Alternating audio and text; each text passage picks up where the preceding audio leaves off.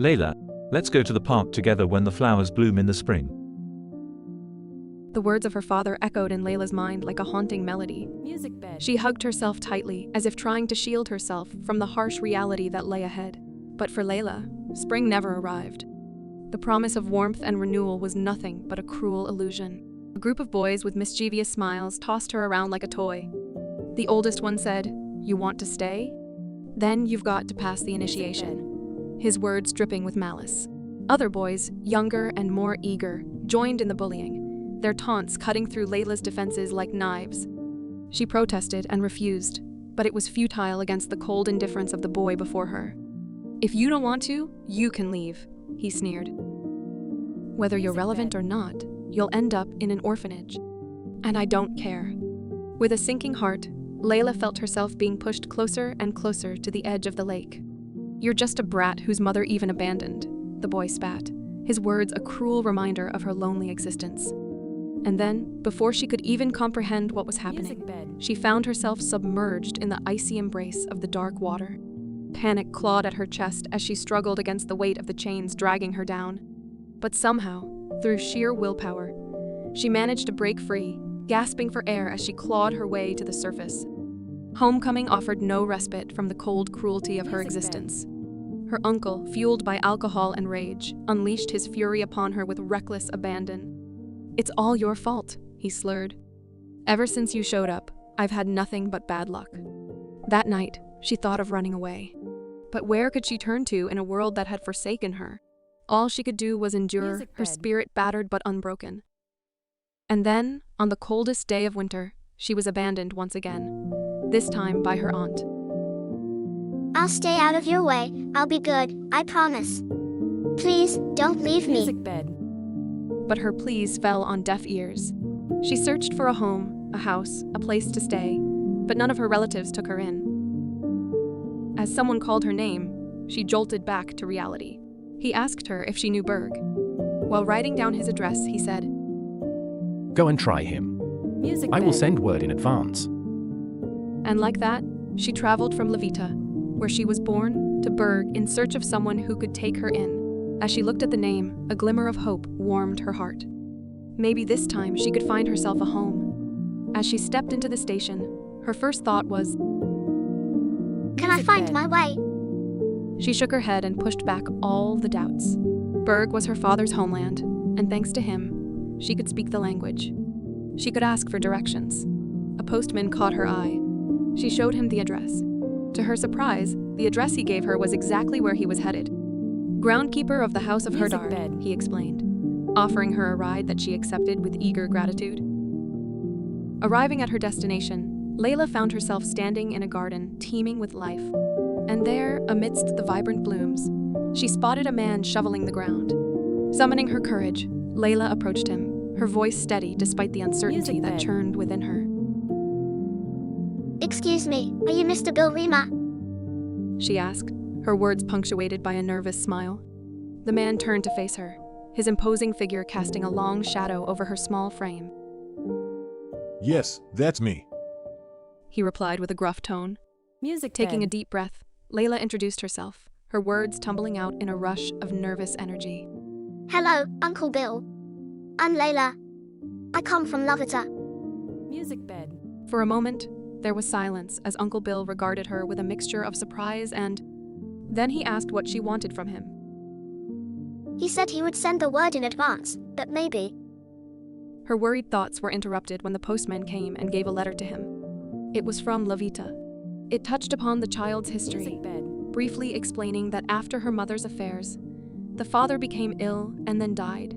Bill became angrier and angrier as he read, and the last straw was when he read, "Out of all the relatives with faint connection, you seem to be the best to be best off." Raising a child was the last thing on his mind. "Are they all out of their minds? Even if it's true, how could they send this little thing all by herself?" "Excuse me, Uncle Bill. She stood on her tiptoes. I'm not too young. I will be 12 soon. I can also work and read." Dumbfounded by his action, he called it a day and said, "Follow me. I can't think before I eat." During dinner, when he noticed that she only ate a small portion of the food, he said, I'm not a fan of picky eaters. Children should eat like cows. She quickly added more food. Then he asked if she was scared of him. Her answer was no. You don't shout nor hit me. You even give me delicious food. You must be a good person then. What she said is heart-wrenching, but raising her is not an option. Then where should I send her to? The next morning, while tying the strap of her new dress, Layla remembered what her uncle had said to her. She would stay until he found her a new place to live. Lila didn't let the shattered hopes in her heart ruin her mood. She cheerfully greeted her uncle, but he coldly answered. Then she offered to help. He only nodded in agreement. At the mansion, while servants were on their break, a maid broke the big news. Mr. Remmer is raising a girl. It would be more believable if he were raising a lion or an elephant. Someone made a point that since the death of his wife, he had been living alone. Someone expressed concern for the girl because now she was under the protection of a gruff man. But you could never be sure. Maybe he is surprisingly good at it, like how he is good at taking care of flowers. It's only a rumor. The servant standing near the window denied that this news was only a rumor, and all the servants flocked to the window to see this new girl. Now that the rumors were confirmed, the servants were more curious than ever to find out about her past life. When the girl's bitter and tragic story unfolded in the mansion, all of them asked if he was going to accept the girl, and each time he said, I'm thinking about it. As time passed, spring turned into summer, and the girl left her mark so deeply, as if she had always been there. All the servants come to the conclusion that agree that the uncle could not raise the girls. While Bill and the cook watched Layla happily chasing a bird, Bill complained that these days everyone knocked on the door with an excuse. The woman said it was because Layla was a lovely girl, but she left the conversation half done because, oh my lord, what is she doing? Is she climbing the tree? Bill replied with a Whoever taught her did a great job. This answer only inflamed the chef even more. Are you planning to make her a tomboy? For Bill, the only thing that mattered was that the girl grew up healthy, even if she grew up like a tomboy. In the end, the cook asked him if he had made up his mind or not, to which Bill remained silent. He couldn't find a proper place for her to live, which left him with his only option, the orphanage. As Layla says goodbye and reassures her uncle that she won't be far away, she runs to the forest, where the song of the leaves, the warm hand of the sun, and, most importantly, the dance of the birds can enchant her. She spends her day picking up berries and watching the wildlife, and each day brings a new life. It is true heaven. As much as she hated it, she knew that it wouldn't last long, and her hellish life would someday begin. She writes so she remembers her time here. When she comes back, she sees her uncle in a formal suit, instructing her to also get ready. The day has come. We're going to the town to buy some clothes. No need to look like that. He further explains Duke is about to come, and she needs to be presentable. On their way, she asks about Duke, to which he answers Duke is a student, but during his summer holiday, he always comes here. She was dumbfounded when she found out Duke was 18 years old. And as if she's not speechless enough, he adds, He was around your age, 12, when he became a duke. Back at the station, 2 lines of men, personal servants, and across them, policemen are waiting for someone's arrival. A dashing man steps in. The butler greets him. He just nods. As he passes by, everybody whispers. You would consider lucky if you were to breathe in the same air as him. They finally reach the carriage, but he stops. It's a carriage. A magnificent one, but a carriage nonetheless. The butler hurriedly explains.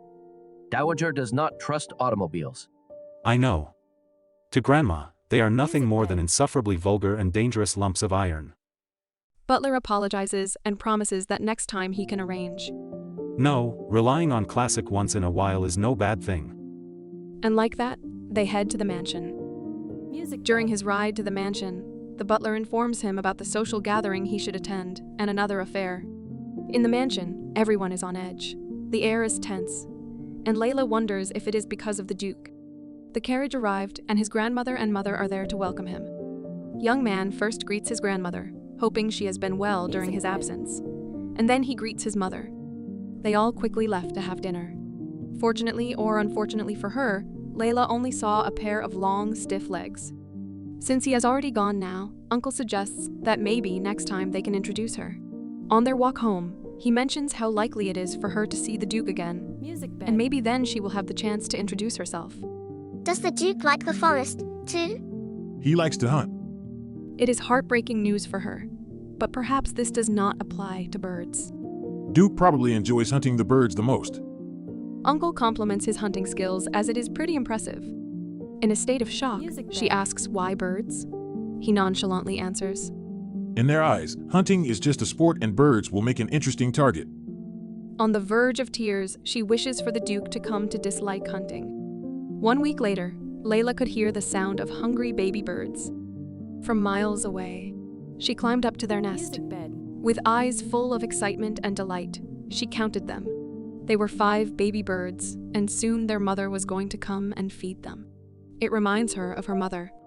Mom, where are you going? Mother gives her daughter sweets. Layla, I'm going somewhere far away.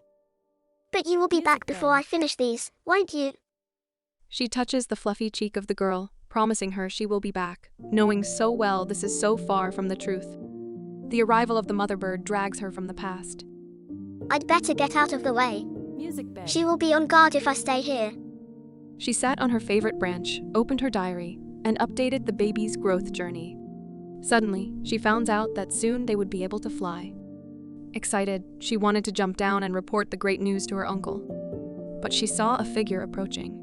I'd better stay until he's passed. When the stranger lifts his hat, who is none other than the Duke, she blushes, looking at his profile. Her bag slips and reveals her. Duke's intent reaction was to gunpoint in the direction of the sound. Frightened, she hugs the tree for dear life. She stumbled on her words, explaining she was only waiting for him to leave. Who are you? She blushed harder at hearing his voice. She answered, but he couldn't hear, so he asked again, and this time she shouted with all her might. Uncle is busy doing some tasks when breathless, red-faced, panting, Layla runs at him. She almost gave him a heart attack. She tells him about her encounter with a young, tall, black-haired, blue-eyed man whose voice sounds like a feather of a waterfowl. He laughs off, saying it was the Duke. He hoped she had introduced herself, probably. She differently did. Suddenly, the realization sank in. If he is the Duke, it means... Duke probably enjoys hunting the birds the most. The hunting had begun. Now, child, let's get you inside. Duke seems to have everything. Wealth, manners, social status, and the admiration of people. But Layla will tell another story. The story of how she, with her hands, buried the cold corpses of countless birds. To Duke, birds were smaller, and therefore more interesting living target. The fact that he didn't even bother to look at any of them crushes her heart. Even the mother bird was not safe from his ruthless shot. So she named him the beautiful bird butcher. Sitting under the shade of a willow tree, Layla wonders, even if she should really take the time off as her uncle told her or not. Hello there. A cute boy who she never seen before gets her attention. He sat beside her on the ground and said that he had come with his father, the family physician. I see. How old are you? 12. The same as me, but how come you are so small? You are also small. He comments that she is wrong since he is the tallest in the class, but still in her eyes, she is small compared to her uncle. He is now relieved because no child could be that tall. Well, small is small. To make it less awkward, she cuts the peach in half and offers it to him. He accepts and eats eagerly. But she doesn't seem to be happy, so he asks about it. Duke kills birds as a sport. Isn't that what hunting is for? Do you do that too? I don't. I feel sorry for them. A politically correct answer. Good for him. His comment changes her perception of him. Layla offers another peach, and they start to enjoy each other's company. After some time, his mother called his name. They exchanged their names, and he said, "I'll bring some tasty food next time." He promises, not knowing there might be never another time. The son with a beaming smile comes to his mother. Who was that, Kyle? Layla lives with the groundskeeper. Can you believe it? We are both 12. Is that so? She pats his shoulder while looking back at the willow tree. As Uncle and Layla are on their way back home, they share the path with the Duke and his hunting companions. I'm so sorry to tell you this so late, but for the time being, I'm this child's guardian. Bill hopes that it is not a problem since he has both Lady Dowager's and her heart's permission. Suddenly, one of his hunting companions points out that this girl is the same one from the woods. On a second glance, the Duke seems to remember something. That's right. That ridiculous girl who was sitting on the tree. I almost mistook her for a bird. Before he passed them, he gave his approval. At Gerhardt's tea party, a girl can't help but sigh desperately, which puts her mother into shame. She is bored to death. Her poor mother instructs her to behave ladylike as they are in the presence of Lady Gerhardt. The host validates her feelings. Suddenly, she asks, "Who is that girl? She looks the same age as me. May I play with her?" I don't think she will make a suitable playmate for you. Mrs. Gerhardt says. "I don't mind. I'd rather play with her than a puppy." Her comment is targeted at the Duchess, but she overlooks it. Bring her over. After some times, Here is this child, madam. What a pretty thing. Is she to your liking? Yes, she is. with her master's confirmation, the maid took the confused girl into the mansion, where she was roughly washed, dressed, and had her hair done. Layla knows that her uncle will be in big trouble if she upsets Madam's guests in any way. Before handing her over to the Count's daughter, the maid reminds her that the Count's daughter is not someone she could be on familiar terms with. Lady, I brought the child.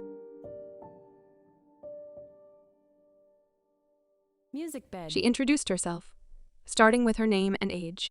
Count's daughter asked if she could play the piano, which she had never seen in her life, let alone playing one. Then she asks, "Game of dice? Chess?" To which she answered no. "You poor thing." She stood up and walked toward her. "You are so clueless." Layla clutched her dress as the lady walked past her and headed to the door. It was a waste of time. "You are no better than a puppy."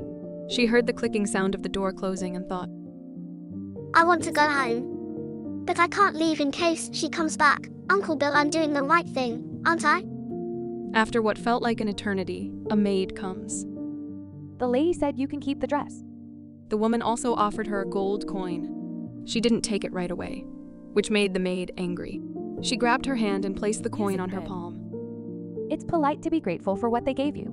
Don't you think? As she passed through the garden, she recalled the memory. It was quite a pathetic situation. Layla, hearing Lady's voice, she froze in place and turned stiffly. And there was the Count's daughter, smiling at her. Her smile was sweet venom. "Goodbye, Layla." The coin became heavy and colder in her hand. Layla bowed to her and took her leave. I have to get out of here. Uncle must be waiting for. When all you think is, "How can I get out faster?" you run faster and faster, not realizing your shoes might cause your fall. Pain was all over her body. The coin rolls and springs and comes to a complete stop right before a pair of leather shoes. The Duke was right before her, looking down at her with a gaze that made someone feel so small, so insignificant. She jumped up and gathered herself as fast as possible. All it took for her was a glance at his lips to know his real thoughts. He was smirking. Strangely, the pain she had been feeling all over her body seemed to vanish, as if no blood was dripping. The coin was still on the icy ground, and all she could think about was the words the lady said. No better than a puppy. With shaky hands, she reached out to pick it up. It was all she was to them. Wasn't she? She bowed and left. Sobs threatened to bubble up and overflow her eyes. It wasn't until she came face to face with the warm glow emanating from the house that Layla realized what it was sorrow. It's been 2 days since Layla stayed alone in her room all day, looking crestfallen. In her absence, the home was unpleasantly silent. Bill was wondering what caused her to be like that. All of it clicked when, during dinner, she offered him a golden coin. It's not hard to imagine what happened there. With anger, he said, Layla, keep the money. You've earned it. And it? Yes, you had to deal with that bored aristocrat. It was a bloody awful job, but you did it well. Surprised at his statement, She blinks several times. Is that so? What he said gave her new meaning. New lens to look at the situation. Congratulations on entering the adult world. If you can make your living, you are an adult. But it's just one coin. The world is full of old good-for-nothing who never managed to do what you just did. He further cheers her up with a pile of meat. You are off to a good start, so you are going to become a fine adult. Fine adult. She liked that phrase. Something about it gave her hope.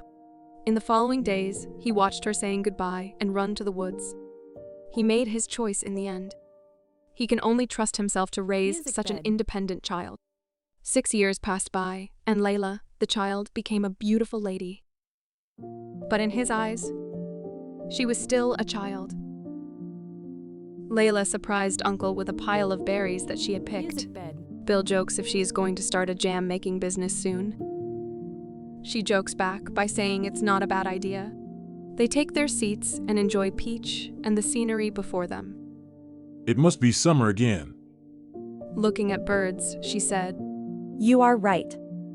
It's summer again. It's pitch dark. But Layla is still studying for her upcoming exam. But her eyelids are getting heavier and heavier by the minute, making it hard to concentrate. If I save up some money, I can buy a glass, can't I? 20 jars of raspberry jam? No, 30 will be enough. So she plans to go and pick more berries tomorrow morning. Uncle Bill checks upon her and tells her she is already working hard enough.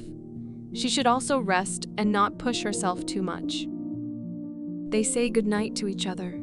Uncle Bill, with a pleased smile, closes the door. And Lily goes back to studying. Long ago, when Uncle Bill decided to send me to school, many tried to discourage him, saying it was a waste of money and time. All I can be in the future is a maid or a wife. Despite that, he sent me to school. I shared my knowledge with Uncle Bill and he would say, Layla, you are going to be a fine adult. I liked that phrase. It enchanted my dreams like a spell. I can't wait to show him. It will be my gratitude for his kindness. But first, I need to ace this exam. And then I can take a summer break. She suddenly stopped, as if remembering something. He will come back soon. After graduation, Duke followed family tradition and joined the Loyal Army Academy and was commissioned as an army officer. He was called to serve on the front line overseas, and for a whole 2 years did not come back.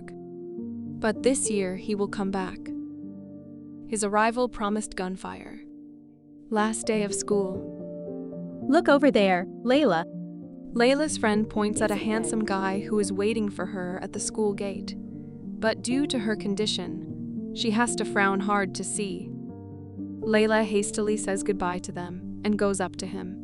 She asks how he is here. Kyle nonchalantly answers back that he happened to pass by. As if ditching for a tennis club member mentally, running so fast because you thought you might be late is something you accidentally do.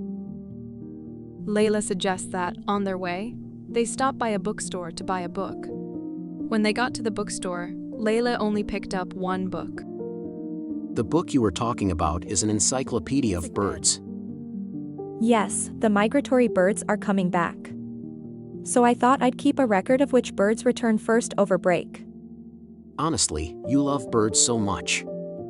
But she is already lost in the book, not noticing how Kyle is looking at her intently. Is today the day to confess my feelings? They both leave the bookstore, Layla with the same book in her hand and Kyle with the same conclusion as before. It's not the right time. I don't want to ruin our friendship. Walking home, he daydreams about their wedding day. Anyway, Kylie breaks the big news to her, saying the Duke is going to come, and asks why she seems so lost. That's because ever since that day, I haven't wanted to see him. His presence was a constant reminder of that memory. The pain I want to forget. Kyle's voice asking her if he should become an officer brings her back to reality. And his whole reasoning is that it looks cool to receive a medal and shoot through the heart of the enemy. Layla gently reminds him that he is even incapable of killing a chicken. Sometime last year, Kyle, why the hell do you keep coming to my house instead of going back to yours? That won't do.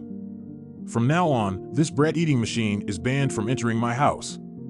The boy couldn't afford to lose his only excuse to come and see her, so he offered to take some responsibility. Mission 1, go and catch tonight's dinner. He failed tragically. Can't even do such a simple task.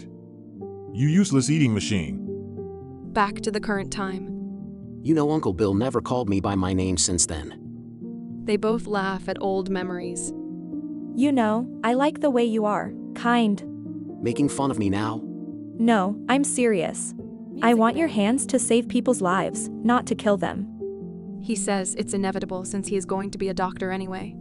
Soon their conversation was interrupted by the sound of a car approaching. In the car, the Duke is lost in reading some documents and does not notice them. Is it a dowager's car? Probably it's for the Count. I heard the Dowager dislikes cars. He suddenly notices that he has forgotten his geometry notebook. He has a plan to give it to her so she can improve her grades. He tells her he should go back to his home and bring it. She jokes that she only wants him for his notebook. In the car. Hessen. Yes, Your Grace. Stop the car. Here. I'm going to take a walk. The warm hand of the sun, the cool breeze, and the fresh air all failed to clear Duke's head of the thought of his upcoming engagement. His mother told him that by the end of this summer, he must get married. After all, it's his duty to secure his family name. His grandmother suggested the best candidate was the daughter of the Count. Such is my life, a perfect picture where everything is handed to you to the point it becomes dull and soulless. A girl riding a bicycle passes by and grabs his attention. Layla tilted her head around to look at the tall man in the military suit.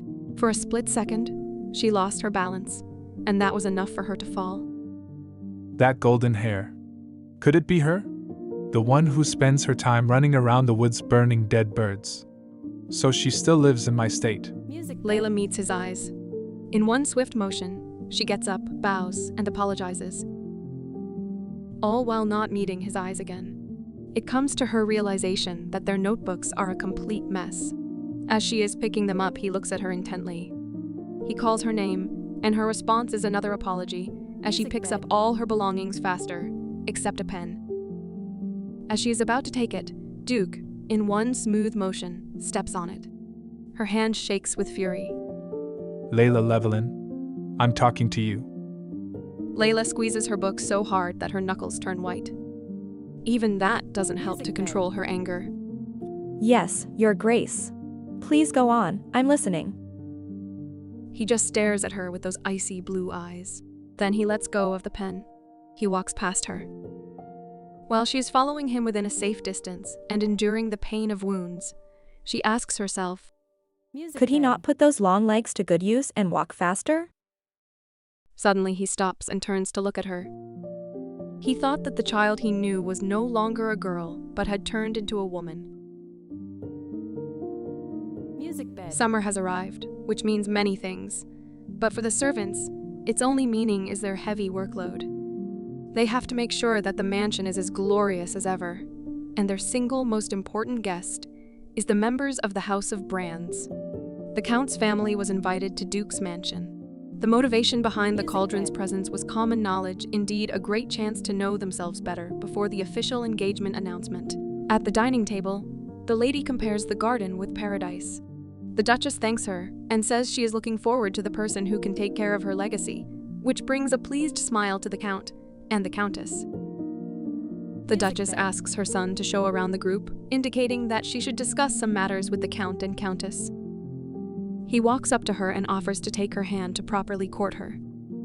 As he takes her hand for a brief second, he is reminded of another hand, but quickly brush it off.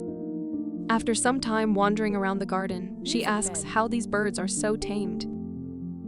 With Duke's approval, a man who is in charge of taming birds comes in and explains they clip their wings, just the tip of it, so it doesn't hurt. The old man opens a cage and grabs one bird. Duke looks down sharply at the fidgeting bird. What kind of bird is that? It's a canary, Your Grace. They sing beautifully. He puts the bird down, expands its wings, and chops off the tip of its wings. While doing that, he mentions this bird is new, and that explains why its behavior is aggressive, but eventually, as time passes, it will get used to human presence. Seeing this makes the lady question if they need to do it. But from the man's view, it is not entirely a cruel deed. It prevents them from flying into dangerous places and becoming lost or injured. When finally he lets go of the bird explodes its wings, wanting to fly away as far as possible. But nothing happens, so the bird tries again for the second time and finds itself before polished leather shoes. Duke reaches and takes the bird. He looks at it, examining it, and implies strict pressure. But to the bird, it is as if he intended to choke her. The man comes to the bird's rescue. Having already seen enough, lady asks the Duke if they can leave now. As they hand touch for the second time, he is again reminded of the same memory. Duke stops before they get too far. Take it to my room. I beg your pardon? That bird. My canary.